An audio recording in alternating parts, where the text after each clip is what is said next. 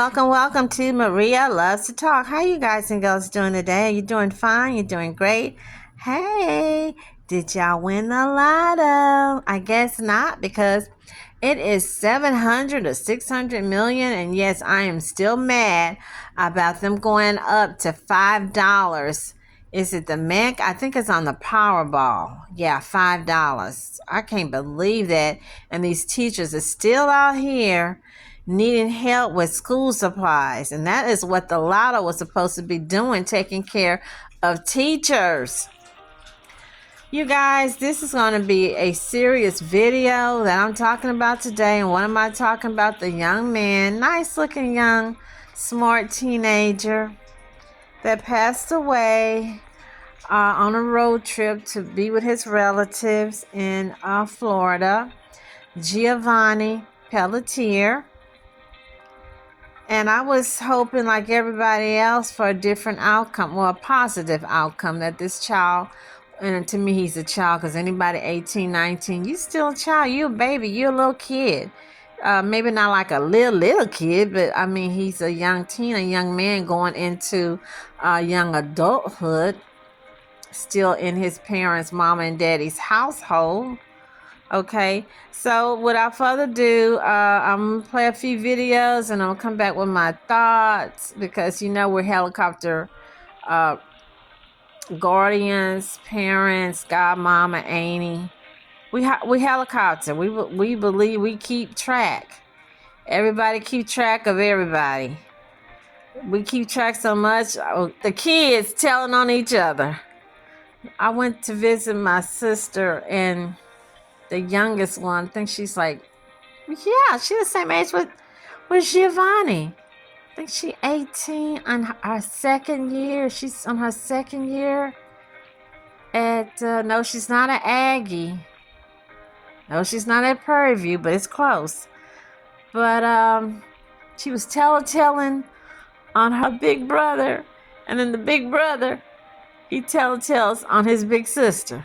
So the whole family, we all helicopter. Everybody tell on everybody. That he was shot. There's no indication that he was stabbed. Today, the Manatee County Sheriff shared new information about the death of 18-year-old Giovanni Pelletier. Good evening, everyone. I'm Josh Benson. And I'm Jennifer Lee. Thank you for joining us. There were many questions about where he was last seen and how he died. His body was discovered August 8th in a retention pond near the off-ramp to I-75 near State Road 70. News Channel 8's Alessandra Young joins us live from the Sheriff's District 3's office in Manatee County with the very latest. Alessandra. Jen, hey there, good evening. 7 days after Giovanni went missing, the sheriff says that a family friend ended up finding his body in a pond. Now the sheriff's office is providing video of his final moments. If you look at this video, Manatee County Sheriff Rick Wells says the person you see in the white shirt is Giovanni Pelletier. The important thing that I want you to see, there's no one chasing him. There's no one around him.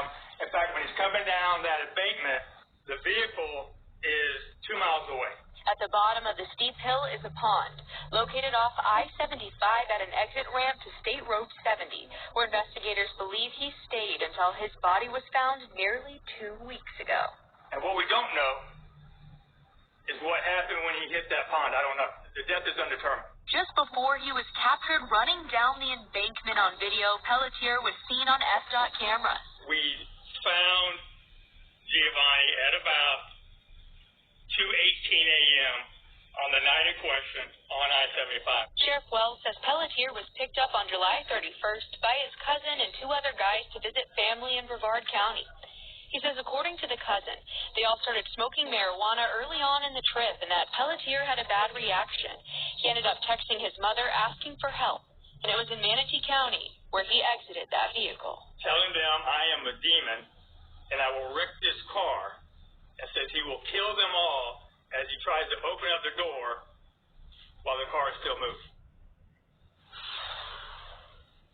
Now the sheriff's office is waiting on the medical examiner to release the cause of death, and they're still waiting on the toxicology report.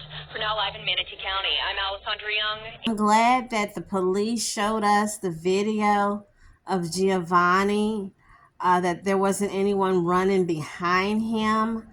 But my problem still, I'm still stuck on stupid. Why didn't his trifling cousins go back and look for him? Why didn't they call the police? Call 911? Why didn't they try again to reach Giovanni's mom, Bridget? You don't do that to a human being. You don't even do that to an animal, to a dog. You just drop him off like he was just some old stray mangy dog. And they drove off into the, I don't know, into the midnight, laughing, hee-hawing, giggling. Don't doubt me. Believe me, they were laughing and giggling after they gave this young man allegedly some marijuana, and most likely it was cooked or cut with something. It can't be all straight marijuana. And you guys and you girls, please, please, please teach your kids.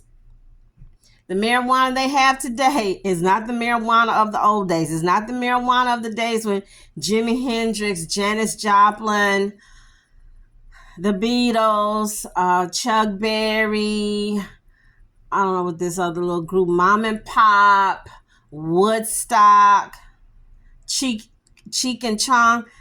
That is not the same marijuana, you guys. Same thing with those little vape machines. Someone showed on, I don't know, the gospel radio talk show I like to listen to.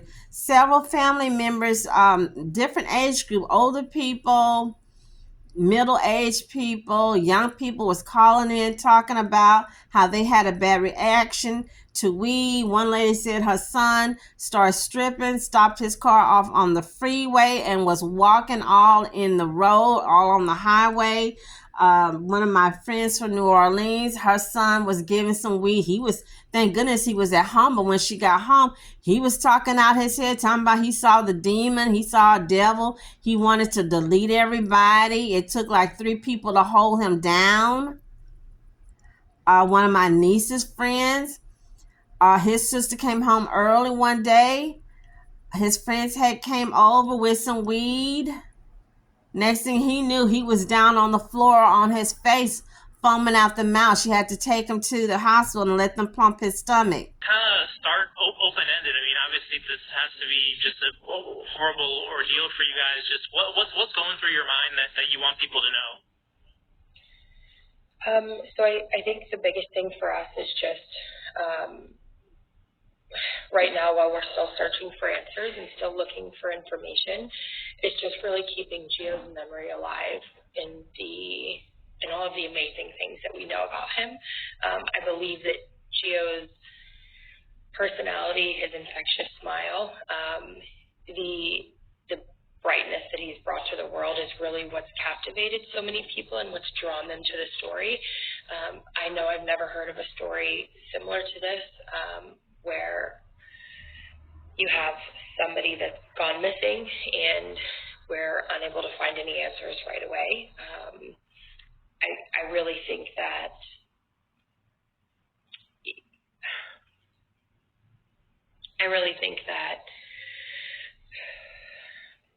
Gio always wanted the world to know who he was. We wish it was under different circumstances, but we're just grateful for the support that we've had so far. What do you want people to know about Gio, that people that don't know him or had never met him before? He's very caring and empathetic. He's an older brother of 4 younger siblings, and was so many of they were his shadow in some circumstances. They looked up to him. They learned from him. As far as like Bridget was saying, he could light up the room just by being in it. Just his big smile, his big laugh, his big heart. He was definitely somebody that always could recognize when somebody needed support, and definitely was like drawn towards maybe the kid that was left out, or the one that like wasn't included. He always made such an effort to make sure everybody like felt seen and heard and understood. He was so compassionate and so understanding of different people's situations. He taught me so much about empathy and about being understanding if somebody was a little different than you or if somebody had a different belief. He was just so accepting and loving. Depending on where we have to go, those are all possible next steps. Yeah, So sorry. So there you have to do a separate medical stuff and autopsy still. Yes, so we just secured that, and we're taking care of that. We've been so fortunate for the GoFundMe. That's what's allowed us to be able to do those things, and that's in the process now. We need a second set of eyes because at this point it's very hard for us to feel like we can trust the people that were really supposed to come in the beginning and help us. I will say those first conversations, I didn't feel supported. I felt alone, and I felt really hopeless, and I felt very vulnerable, and it's hard to think and know the right thing to do when you've never experienced something like that. If it didn't take a week for us to find him, if they found him on day 2 or day 3, we wouldn't need to be having these second opinions because his body was so decomposed when we found him on that day. So we wouldn't be in this spot that we are if it would have been handled properly early on. We would have had answers already. We would be able to give our children answers. We would be able to start to plan to celebrate his life instead of hunting for information. I can say I know that we won't stop. We won't give up. We won't back down. There's nothing that we will not do to find answers for Giovanni because Giovanni deserves answers. And if the roles were reversed and it was one of us, Gio wouldn't back down. Anybody watching, I believe, would do that for their child. Anybody who's hearing about the story wouldn't want to do that to their own, have that be the last memory of their brother, of their son, of, there's so many connections in this, and I think that's why a lot of people are kind of invested. And you said he has four younger siblings? Yes. How has that been for them? Well, we flew home to North Carolina to tell them as soon as we found him, because we didn't want them finding out from the news, from their friends, from anybody else.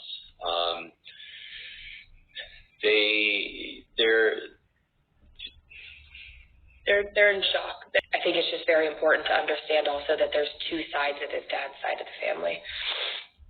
And that his dad's mother's side of the family, they've been very supportive. They've called, they've checked in, they've asked questions, asked what they could do to help. So I don't want everybody to think that it's his whole entire family on his dad's side. What does your gut tell you about what the cousins have not said? I mean, do you think that they were involved somehow, or do you have a gut feeling about the situation? Due to the open investigation, I can only say that I know that they know more. They have more answers than they're giving. And I just hope that whatever they believe in, whether that be God or whatever their beliefs are, I hope that they can find it within themselves to just give our family a little bit of peace. It's not about blame. It's not about accusing anybody. It's just hard to understand if somebody has more information and they could heal a little bit of brokenness that's in a family and they're not offering that. It's hard for me to understand what kind of person would do that. This is so sad. Prayers go out to the mom and the dad, the stepdad. Talking about dad, yes, you guys, I'm going there. Where is the father? Where is Giovanni's bio dad? I also want to ask the mom, don't get me. I ask questions. Why would you let your child leave in the middle of the night at 1:30 to go off with some people he don't know? 2 cousins and one guy, the third dude was an unidentified person. I don't know what that means. But according to what I was reading, and the old saying that people say, all kinfolk, all skinfolk ain't kinfolk, okay? The dad or the stepdad, I think that's his name is Jeremy, I think he was the one that let the Giovanni go off with these guys, and they were supposed to be there earlier in the day. They didn't show up until 1:30. I'm sorry. Yes, Giovanni, you 18, but you still up under my authority in this household. No, you're not going anywhere. If they can't come and pick you up during the day, in the daytime, let me look at these people to see what they about. You're not leaving here. We'll take you ourselves. That was his first time meeting them. You don't know these people. You don't know them from Dot. He didn't know that they was taking him somewhere to harvest his organs. He don't know if one of the guys in the group what was a pedophile or a pervert, or what you call that man, the booty fleecer, the booty catcher, whatever. He don't know anything about these people. I saw where the mom made the comment that she didn't want people to be mad or get upset with Giovanni's grandparents, because she did get help from the maternal grandmother's side, not the paternal. So the father's dad people are the one that didn't help look, didn't help search, didn't call her back, no prayers, blah, blah, blah.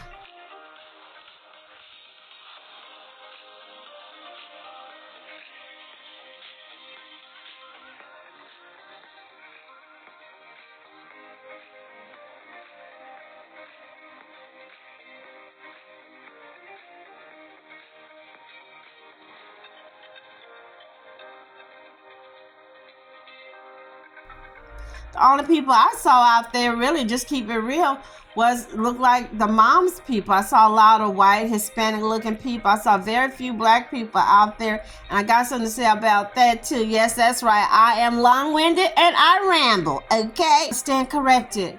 When I see these searches, I normally see more non-black people out there in the woods, in the trees, not in the trees, but y'all know what I'm talking about, going through the forest, going through that high grass, on the ATVs, going through the swampland. I don't really see that many black families actually out there looking, unless it's their family member or volunteering to look for other people. I just had to throw it out there. I had to throw it out there. At the end of the day, what have I said in the past? We, the family members, we have to be our own investigator. We have to be our own Sherlock Holmes, our own Inspector Gadget, our own, what's that lady name? Nancy Drew, Nancy Grace, Miss Maples, Charlie Chain in the gang.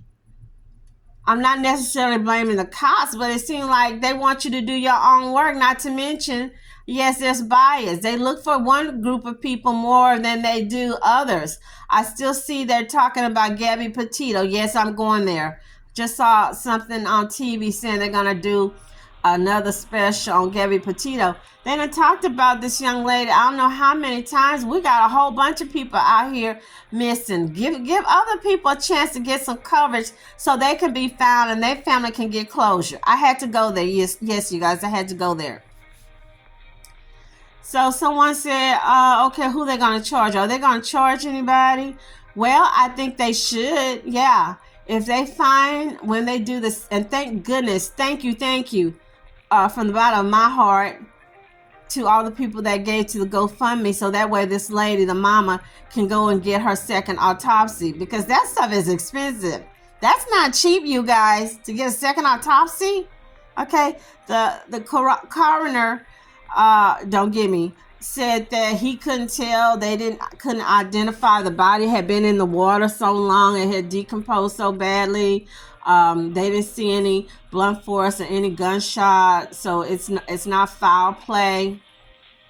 Most likely, as we stated, as I stated, they gave him some marijuana instead of giving him a hamburger and french fries and an egg roll and some fried rice.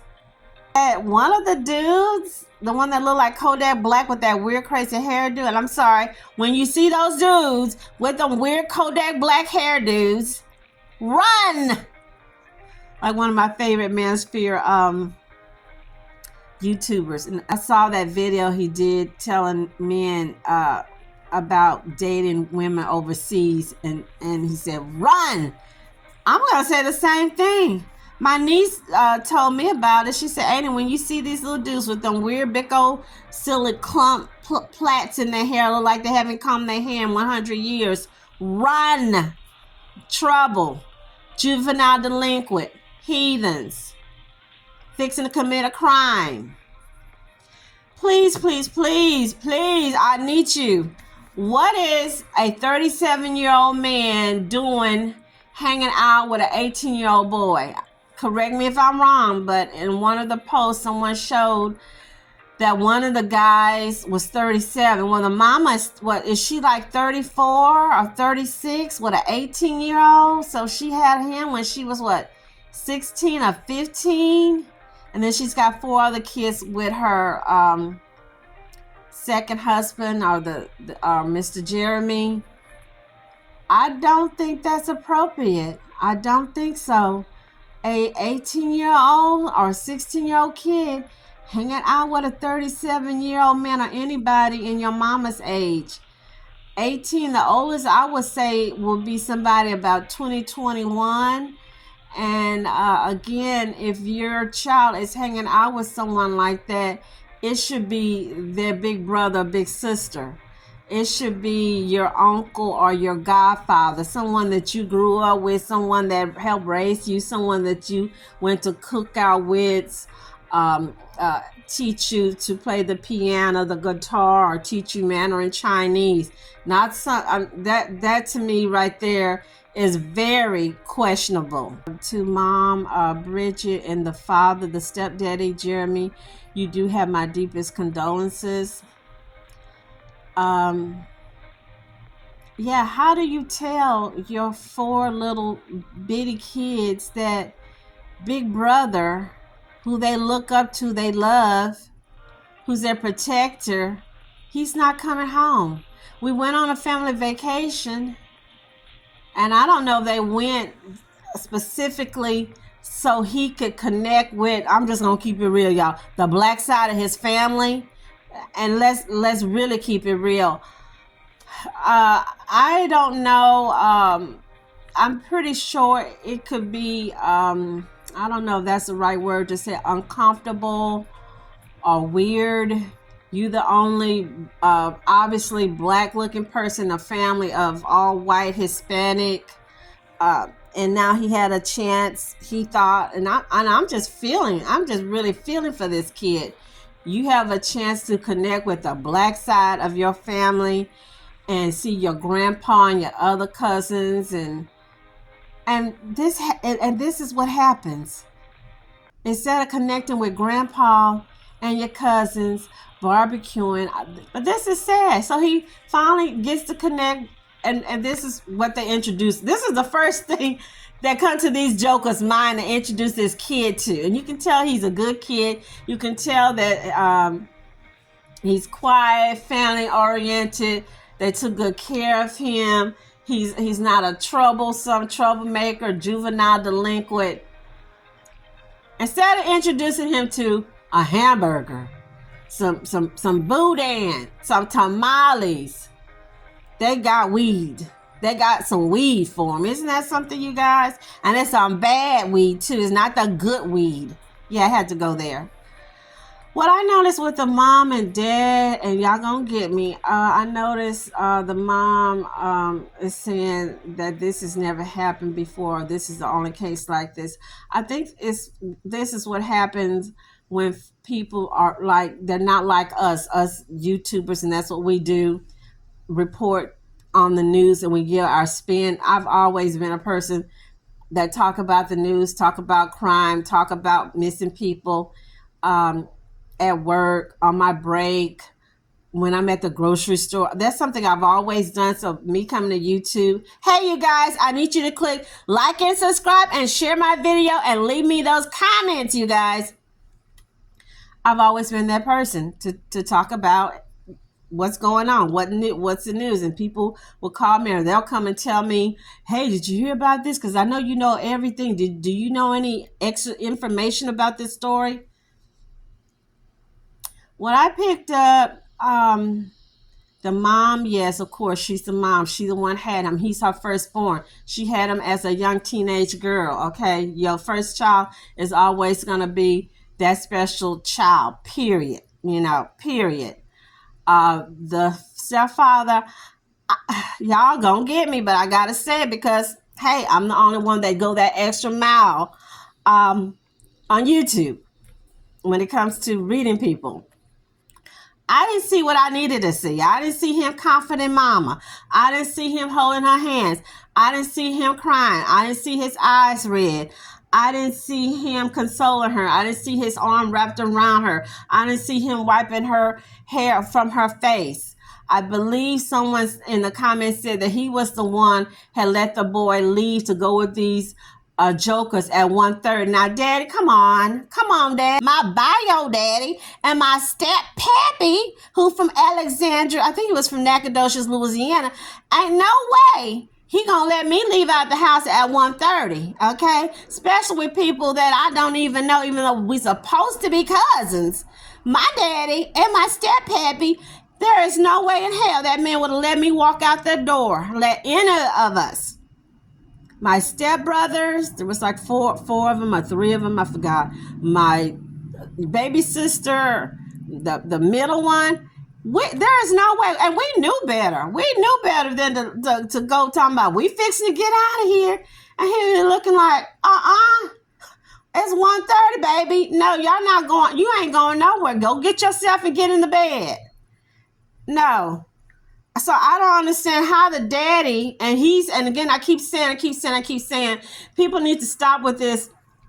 Oh, the single mothers, the grandmothers by themselves, they not raising these kids. They don't have no control of the kids. They don't have no insight. They don't have no wisdom. You got kids with a big old strong daddy, sometimes daddy and uncle in the house, sometimes grandfather in the house, and there's still no insight and wisdom. The children are still coming up in trouble, missing, got caught up in something. And a lot of the time it's not because of them. It's just something, out there in the world. But still, the point is they have a 2-parent household. We know what's going to happen, and whoever the coroner is, he needs to be fired, okay? He needs to be fired. The second autopsy, and I'm just go out on a ledge after hearing all these people that call the talk show, talking about those vape machines, talking about the weed, having fentanyl and all that stuff in it. That's most likely what happened. And you know what else this story remind me of? Y'all know the story I'm talking about, right? Remember the reality show? The black dude that was a producer, he went up with them people that did the Gold Rush. I don't know if they still around. The Gold Rush reality. I would think they went to Idaho or Montana. Not Montana. I think it was Idaho or somewhere up in there. And they said all they know is that when they got ready to leave after the filming, he just disappeared, and they saw him just shoot out, and he just started running down this steep hill or something. That's what I'm thinking. I'm thinking maybe that's what happened to that guy.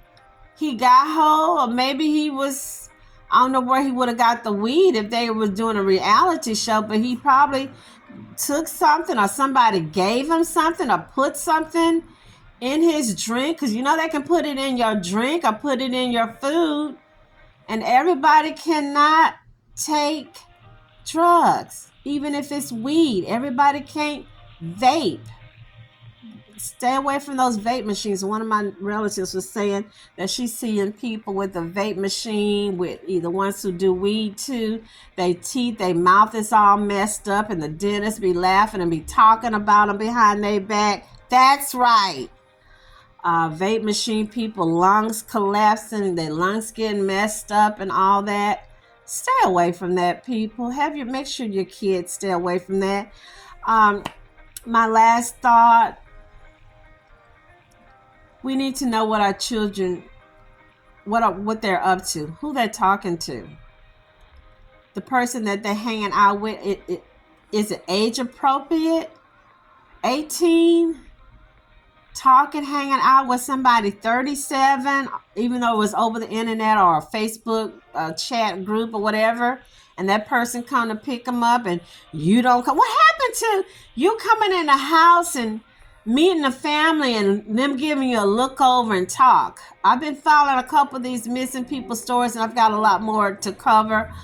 The people be saying, I don't know who my daughter was talking to. She just walked out the house and got into somebody's car and never came back. You need to know, hey, what's his name? Where he work at? What's his mama name? What's his daddy name? Where they work at? What school he went to? Where he lived? What's his address? Same thing, letting your children spend the night, sleepovers. You need to go over there, look around and see. You don't know, there might be a little prostitution house or drug den. It might not even be those people home. It's just a place they squatting at, and you're letting your child go over there. You guys, I know I've talked myself, of course, I ramble.